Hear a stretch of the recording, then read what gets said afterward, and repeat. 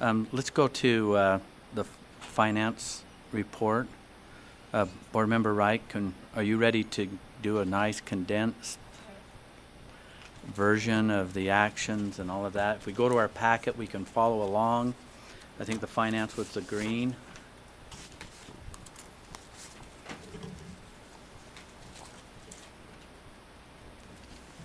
Okay, Chair Wright. Thank you. You can read Deputy Superintendent Jones provides an update on NEST and some design thinking stuff, and some other things. We specifically looked at the section budget for UPAC, what they're doing. I think all of you are aware that UPAC is kind of exploding in what we expect out of them and what they are trying to do. One thing that's becoming especially hard, as we're aware, is sexual grooming. What is it? And it seems that there's a wide variation in what people consider sexual grooming. And some people are getting into trouble simply because they don't understand or know where it is or know where to draw the line. So we talked about that. I think we had a very good discussion. A lot of people shaped and improved, my opinion, considerably on it. And so we're going to look into how to obtain better funding on how to report sexual grooming. So we're not talking about people who are engaging in sexual grooming. We're talking in administrators and fellow teachers. When they see sexual grooming, how do they know when to cut it off, when to report it? And also, there's a concern that sometimes LEAs terminate a teacher for some kind of sexual grooming but don't report it to UPAC. And what should the consequences be? So we're trying to get UPAC enough funding that when this happens at a teacher, they can go back and look at their previous employment and what happened there and how it ended potentially, and if there was a failure to report. Okay, now this is really exciting stuff. If you're on your phone, if you're ignoring me, that's okay, but not on this issue, because this issue really matters. This is how you get paid.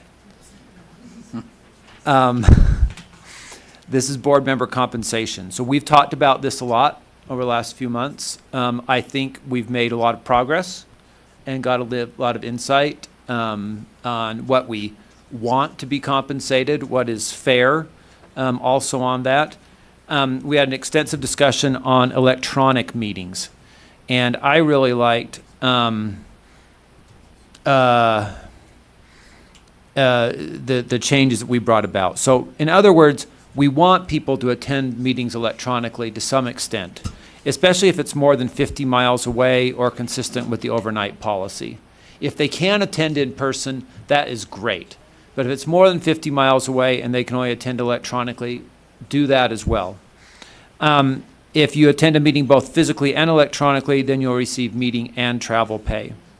So we amended that.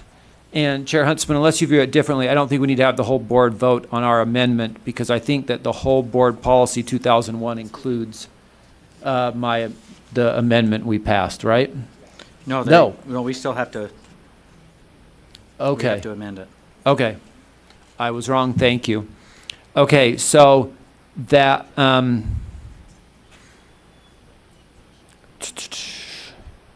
wait, so are we're going to vote on the amendment on the electronic meetings, and then we're going to vote on the whole board policy 2001? And then it would be attachment.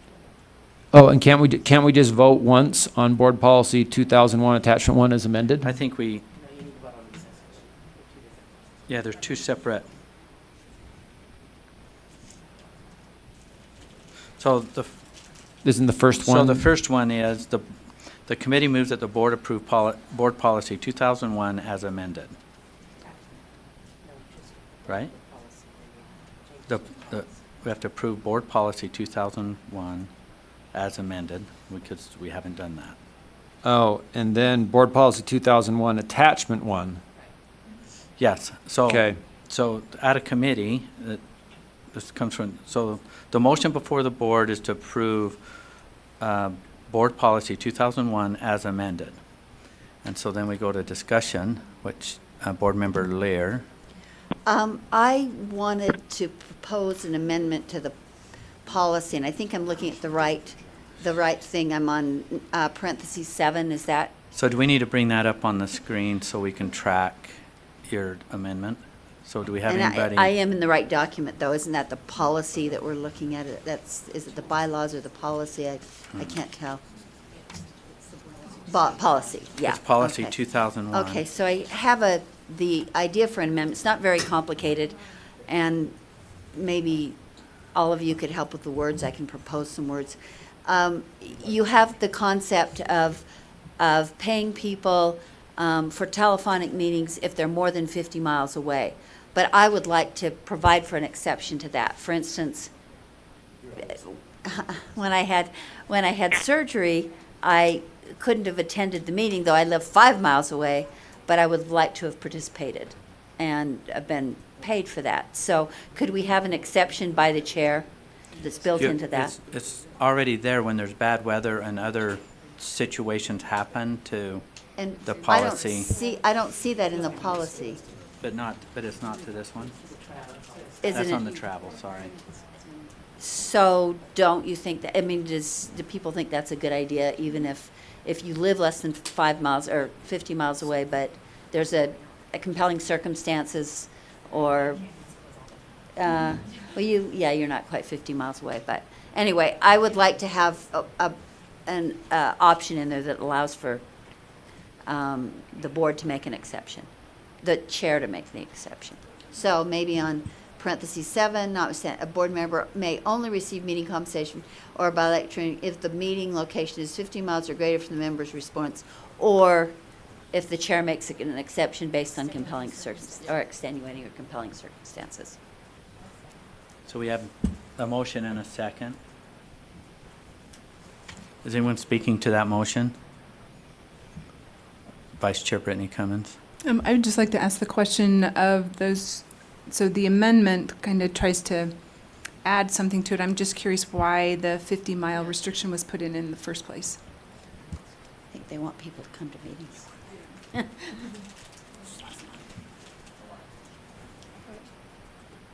And I personally believe that, I'm sorry, Chair, can I have a follow-up? Yes. I personally believe we should be at meetings. I'm not really crazy about telephonic participation. I like to be able to look at our constituents and look at the people that are talking to us. But I think there are compelling circumstances that make people who even live close, who want to participate, that should be able to fully participate. That's my point. Okay. Vice Chair Ellis. I agree with your amendment, and I do think meetings are better held when we're here present physically. However, I mean, we hold task force, and sometimes there are 2 hours, and for Board Member Bolter driving 4 hours, it makes more sense because it's 8 hours plus the meeting time for it to be electronically anyways, but to also be compensated. So, but also there's situations, I don't live quite 50 miles where my canyons are closed, and you know, I tried to come to a bullying task force meeting or one of those, and I was 5 miles from home and had only driven it had been an hour. So turned around and joined a meeting by phone, you know, anyway, so there are extenuating situations that we need to look at. Board Member Stokes, are you speaking to the amendment? If somebody will let me. Oh, So we can clearly hear what the problem is with joining telephonically. But my issue is you either do or you don't. You either allow telephonic or don't. But if you don't, you shouldn't discriminate against anyone, no matter where they live, for any circumstances, for any reason. They ought to be able to join telephonically. There may be a meeting, I live less than 50 miles, but I don't want to see Carol Lear, so I'd rather join telephonically. So it's either one or the other, in my mind. You allow it or you don't allow it. okay. Mark, can I make a comment? Yes. Linda. Just tell me when it's my turn. As I looked at this too, and we talked about this in finance, but as I look at it, it is somewhat complicated. For example, I'm in Virginia. I'm not really at my residence, right? So I'm not 50 50 miles from my residence would be at USE, but not 50 miles from where I am now. Okay. Board Right? member, But it's kind of complicated. yeah, it is. Board member Reby, I'm coming to you. So the 50 miles, I think we came to because you can get overnight lodging if you're past 50 miles. So that's kind of why we used what was already in place. But upon hearing this conversation, I can see why Spencer wouldn't want to come here. Just kidding.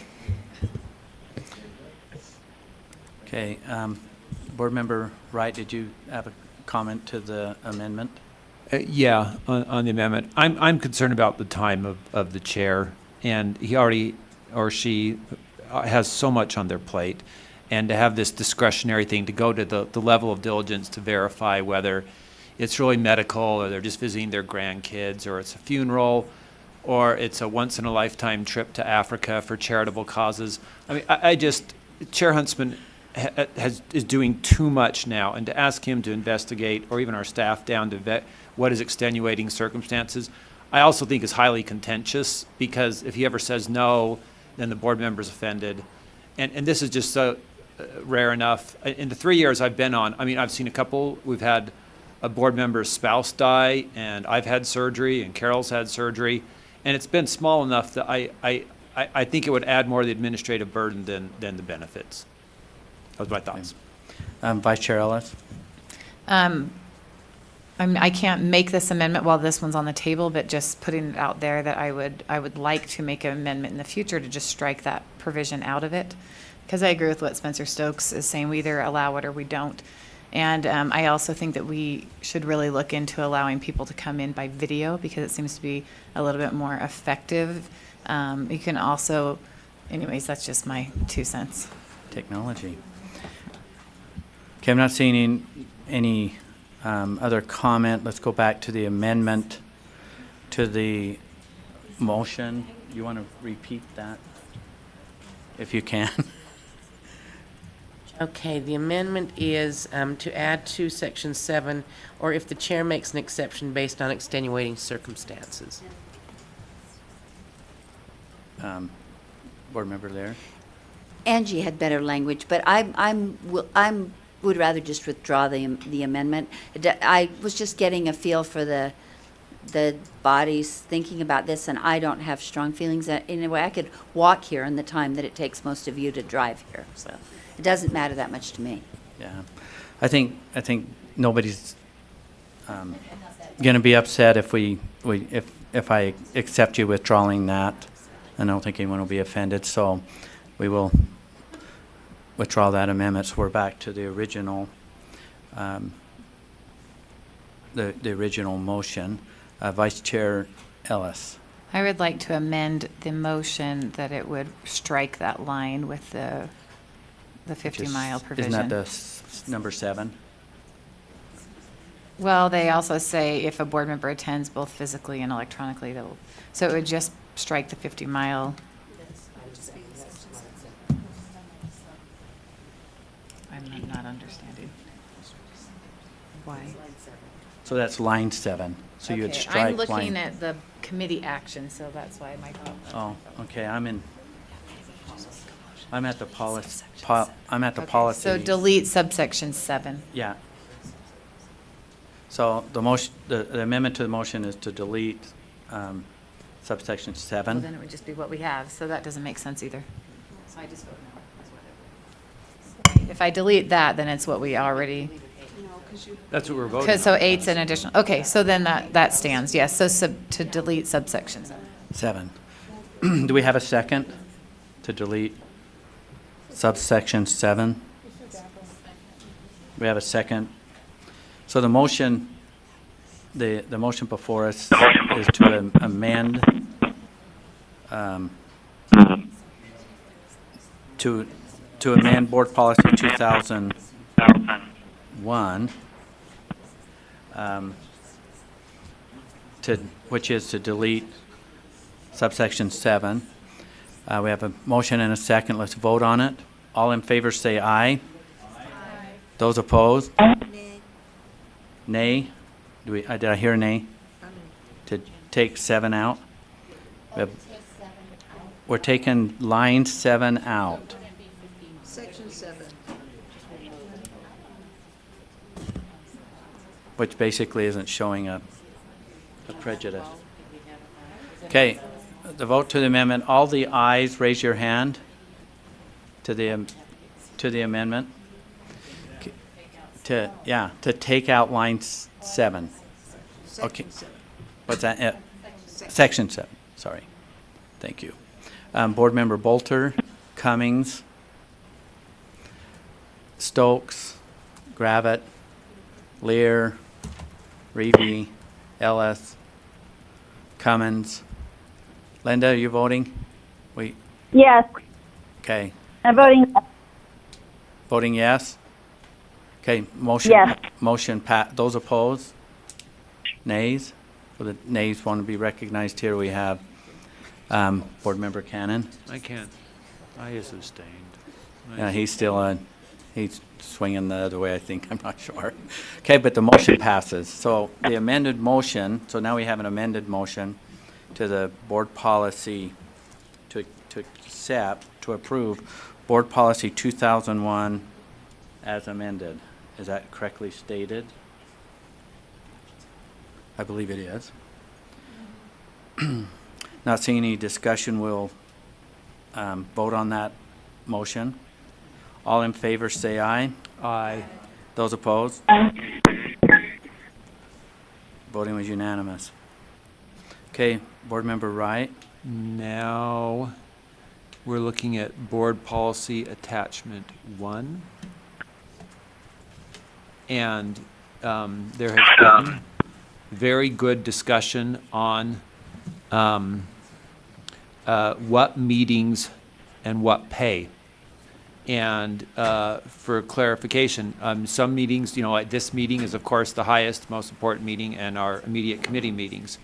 Then there are ones that you're asked to serve on, assigned to serve on, may even choose to serve on, and what kind of pay is available. Some of these meetings could be an hour, some of these meetings could be in vernal and be all day, and this is complicated. Also, there's real concern because we have a fixed amount of budget, and once we go through that budget, if people are saying you're required to pay me, what happens?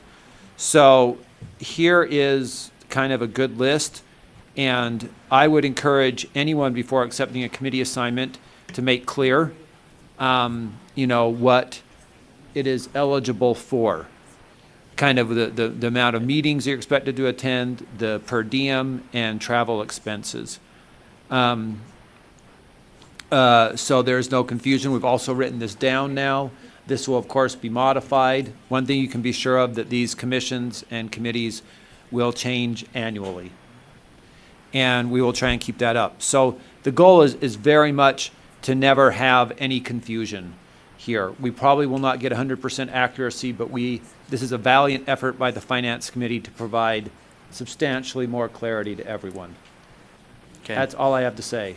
Okay, so the motion that came from committee is that the board approve Board Policy 2001, Attachment 1 as amended. Is that correct, Lorraine? Okay, you have one comment. Okay. Just a note, and I made an amendment to this. Since the Finance Committee discussed this, there has been one added, and I will make a very valiant effort to make sure this is 100% correct. And so the ULEAD Director Selection Committee was one that the legislature passed this year. It is a 2-year appointment, so I did add that to the list as well. So I guess we should vote on it as modified, It's draft 2. draft 2. Attachment 1, Draft 2. Yes. Okay, Vice Chair Brittany Cummins. I move to amend Attachment 1 by removing the eligible for meeting pay wording from all meetings that are not in the second column that say organized by board motion.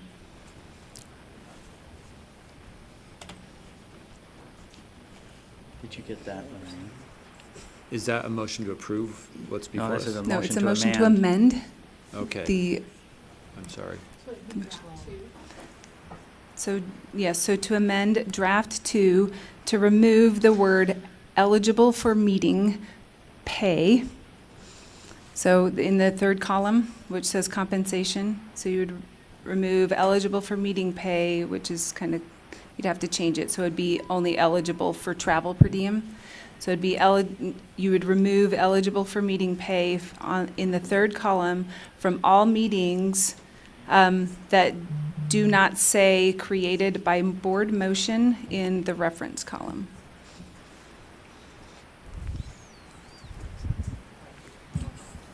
Board member, that seems like a pretty substantial revision. Do you want to speak to why? Okay, well, let's get a second.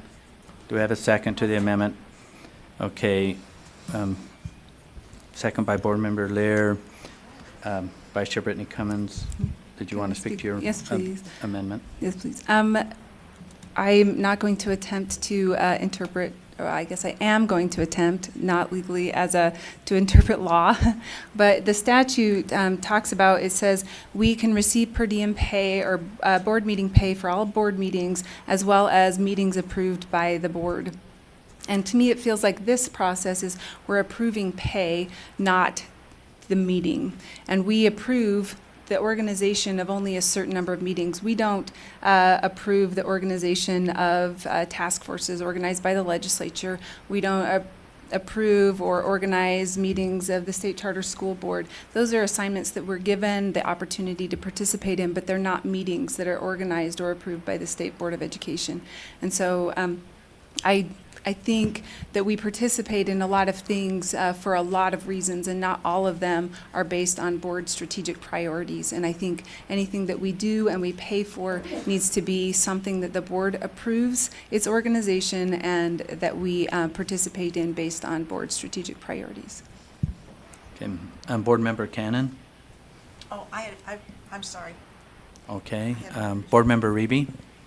So I think the reason why I put the word eligible for the meeting pay is because we are trying to make sure that every person on our board is being compensated for their efforts. Some of us have jobs and some of us do not have jobs. Some of us travel very far. And as we are starting to move further and further into doing everything during the day, it is now put extra pressure on people that are not working. And so the people that are working are choosing not to be a part of these things. So it actually stifles all the voices of the board because we're choosing not to be a part of these things. So for us to be eligible for the pay, we'd have to contact Lorraine and we'd then either be paid or not. You don't have to be paid, you're just eligible. So if somebody found it to be a burden to their salary that they wanted to participate in something, then they'd be eligible to be paid for that. I have enjoyed every committee I've been on, but part of my question was I wasn't sure what I was being paid for and what I wasn't being paid for. I know that some of our other members here are reluctant to join committees because they have to leave their job to come to these committees. So therefore, it leaves a lack of people participating in any other outside committee. Okay, I just want to speak to the evolution of how we got to this table and the eligibility part of meeting pay. And there is this motion about eligible and that, and this board in the past, as we've had a lot of discussion, was talking about, well, we want this group to approve. It needs to be transparent. We need to have a spreadsheet. So to accommodate those wishes, that's why that's where we're at today. So it's really clear, I want to speak to Lorraine a little bit. With this spreadsheet, it's crystal clear what's eligible and what isn't and what's not up to someone's interpretation. So that's kind of how we got here. And now we have an amendment to this, so we still are having more evolution the way that I'm seeing this. Board Member Stokes has a question or comment. So I'm looking at I'm assuming it's draft 2 2018 External Advisory Committee Ad Hoc Committee assignments. Is that what we're all looking at? And so, just as it's draft 2, May 30th, 2018. Just so that I'm clear, can you tell me which ones will be disallowed based on your motion? Yeah. Go ahead, Vice Chair Cummins. Okay, so it would start with Underage Drinking and Prevention Program Advisory Council, State Charter School Board, Utah High School Activities Association Board of Trustees, Utah Rural Schools Association Board of Trustees, USB Board of Directors, NASB Governing Affairs Committee, NASB Public Education Positions Committee,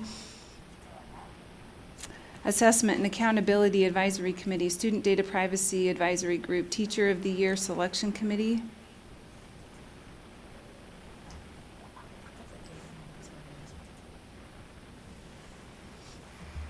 The end. So, which your question was, which ones were not allowed on this?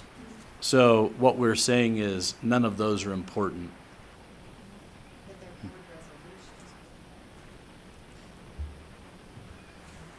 go ahead, Brittany. To me, it's not a matter of importance. I worry that we are overstepping our boundaries when we are given the authority to approve per diem for board meetings and meetings approved by the board. And so legislators, when they come and they participate in a task force with us that we organized, they don't get paid, right? And so because it wasn't a legislatively organized or approved meeting, right? They get paid, and it's always in statute that we're organizing this task force, therefore any legislator that participates will be paid for this. And so, and we are under that same area of law when we're talking about compensation. And so if we start saying, oh, anything that we go out and do, you know, they are important and they're all very valuable. But when we go out and participate, these are not board organized. And so I'm just talking about overstepping where we should be compensating as board members. So if you remember in our discussion about things that we wanted to have the state legislature look at and fix, that was one of them, right? We had that whole discussion. But I personally believe that if we're not, and I'm leaving, so I don't care about this. So if we're not being compensated for them, we shouldn't be on the committee. So if they're not important enough to be compensated, then we should remove them. We should remove ourselves from the Utah High School Student Activities Association, which you know how important I feel like that is, that we are there and have a voice at the table. But if it's not important enough to be compensated for, I think we're turning over the reins of to people who have time to do it. And so who knows what that group is in the future. And it's just not, we're just not valuing it. I would think that if somebody had said that the Utah School Safety Commission or the Bullying Prevention Subcommittee, if those weren't on the list, I guarantee we'd be having a different conversation because we feel like those are important. Those were not two that you read, but I also feel like the others are important or we wouldn't be there. So I want everyone to be able to be represented on the board. I believe everybody has different financial circumstances, and what's our total budget we spend in public education? I don't know how many $4 billion. If $6 billion, if a few meetings us attending is not worth $6 billion, then we ought to maybe reevaluate whether this board is important, which you know how I feel about that. So, point being, everybody ought to have the ability to participate, and we ought to either be in or out. If we don't think they should be paid, then we should remove ourselves from those committees and send a letter to those organizations from the chair saying we are no longer going to participate in this committee. Because I want active participation by everyone on the board. I'll be voting no. Okay, Lorraine, will you restate the amendment? Okay. The amendment is to remove the eligible meeting pay wording from all meetings that do not say created by board motion in the reference column. Okay, let's vote on on the amendment. All in favor say aye.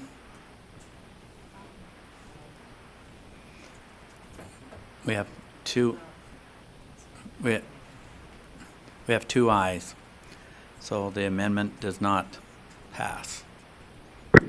Okay, back to the original motion, which is, committee moves that we approve Board Policy 2001, Amendment 1, Draft 2, no, Attachment 1, Draft 2.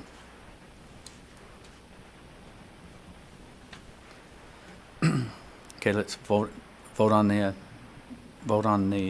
motion.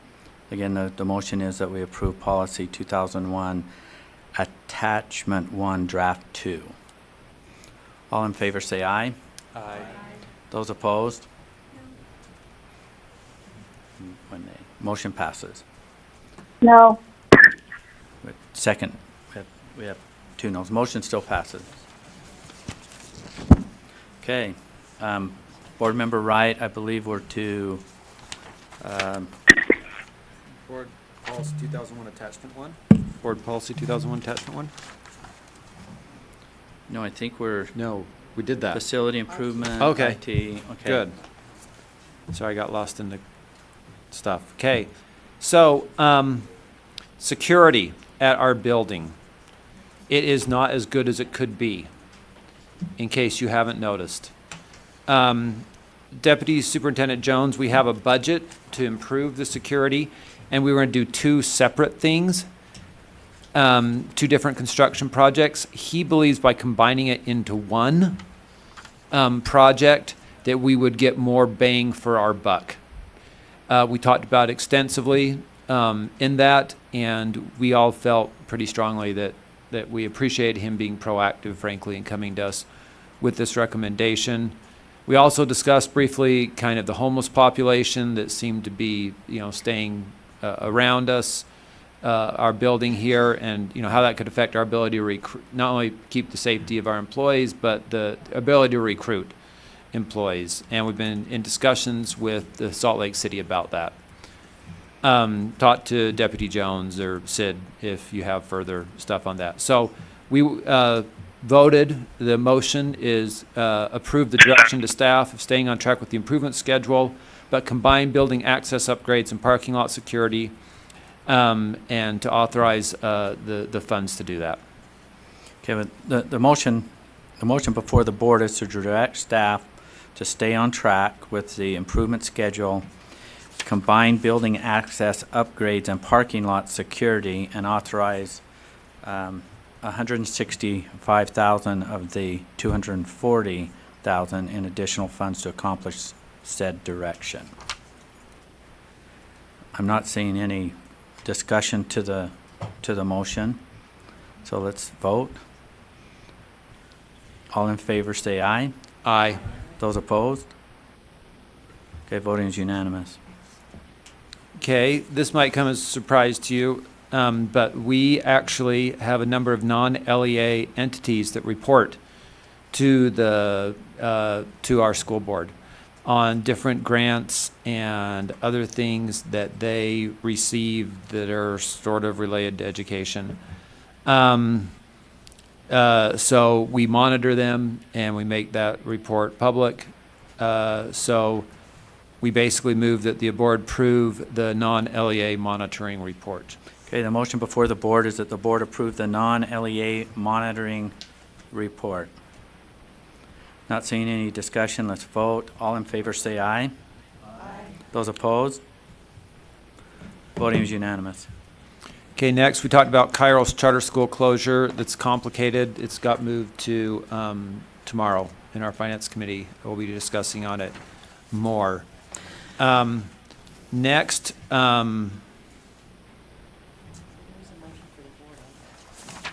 But did it get, Oh, hang on.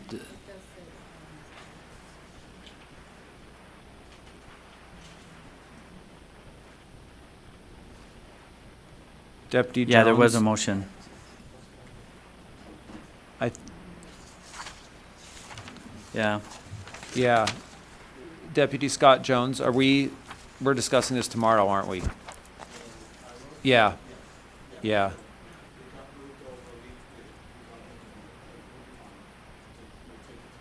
Yeah. So we aren't doing anything on it now, Correct. unless someone really wants to discuss it more. No, we're good. Okay, that's what I thought. We have some grants for charter schools that have number of charter school students who are English learners, economically disadvantaged, and they were applied, they were awarded by the State Charter School Board. We reviewed the process by which they did that, felt good about it, and approved it unanimously. So the committee moves the board approve the early intervention grant awards for charter schools as submitted. Okay, the motion before the board is to approve the early intervention grant awards for charter schools as submitted. There is some discussion here. Board Member Lear.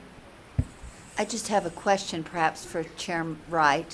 Where does this money come from? Is it state money? Is it federal money? Is it specifically appropriated legislative money? I'm just trying to figure out where it comes from. That is a good Deputy question. Superintendent Scott Jones, do you have I'm that gonna particular? defer to someone who would answer it better than me. Is it tainted? Is it tainted enough? Ooh, that is it like from Goldman Sachs or something like that? Who started to fund preschools? I don't know. I can't remember now. Okay, Natalie Grange, Assistant Superintendent of Financial Operations. So if this is the early intervention grant we're speaking about, is that correct? Only for charters. Okay, so early intervention is one of the minimum school program grants.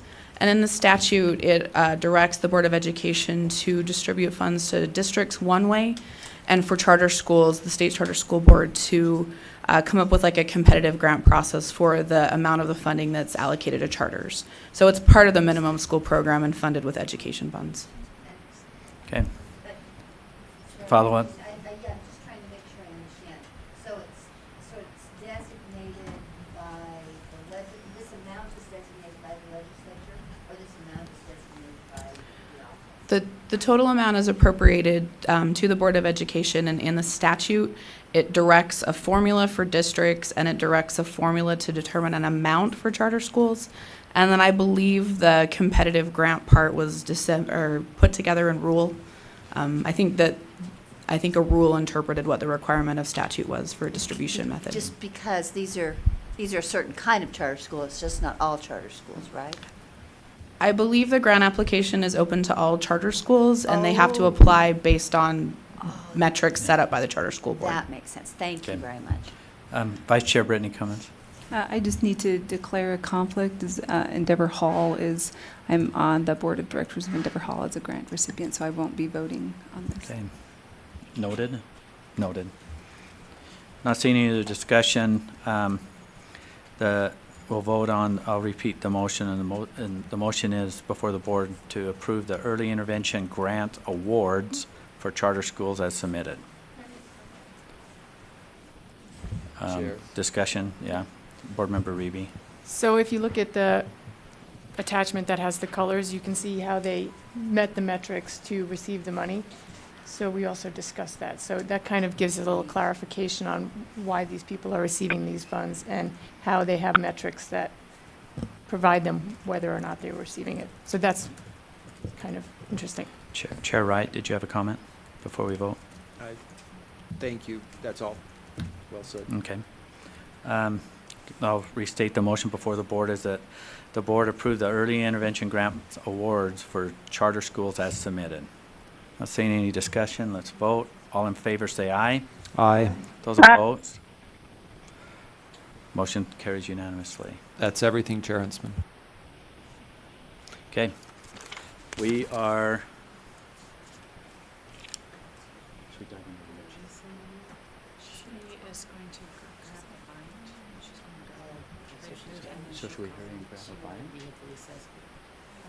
By the time we get to it, she might be in Canyon.